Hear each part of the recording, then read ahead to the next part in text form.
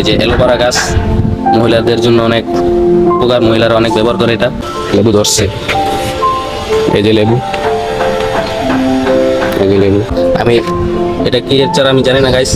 এই যে ড্রাগন ফল গাছ রয়েছে একটা, এই গাছে কিন্তু ড্রাগন ধরছিল। নিচে চলে আসলাম, এটা আমাদের যেটাই আমরা থাকি, এটা আবার পড়ার টেবিল, অগুছালো দেখতে পাচ্ছেন।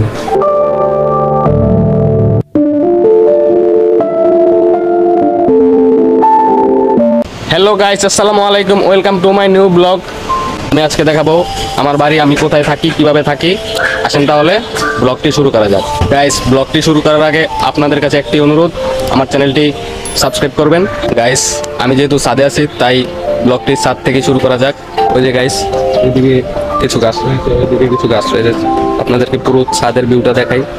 এই যে এদিক থেকে মোটামুটি মিডিয়াম সাইজের একটা বাড়ি, যে এদিকে আছে এই ছাদের ভিউ। উপরে আজকে অনেক সুন্দর একটা ভিউ হয়েছে গাইস। এদিকে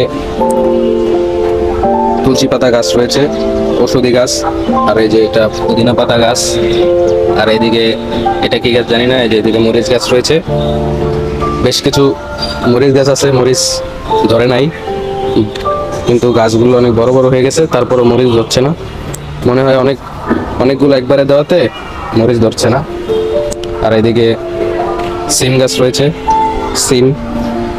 সিম ধরে নাই, এই যে ছোট গাছ, চারা গাছ।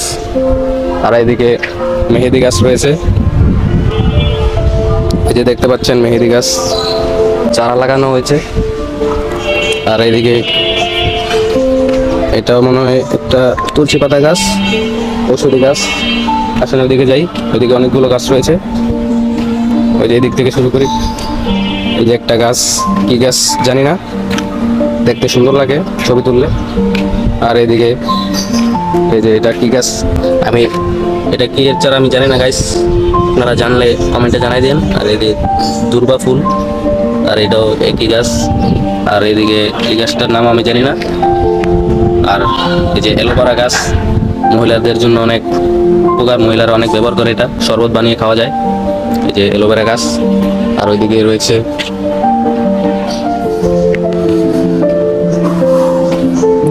এই যে এখানে লাউ গাছ, এই যে লাউ গাছ বেশ বড় হয়ে গেছে, কিছুদিন পরে মনে লাউ ধরতে পারে।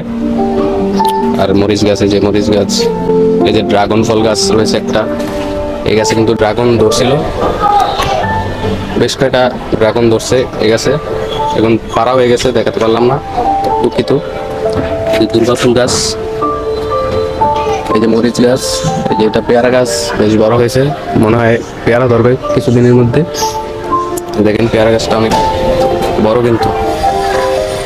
আর এদিকে চার একটা গাছ লাগানো হয়েছে, যে লেবু গাছ, কিন্তু এটা লেবু ধরছে, এই যে লেবু,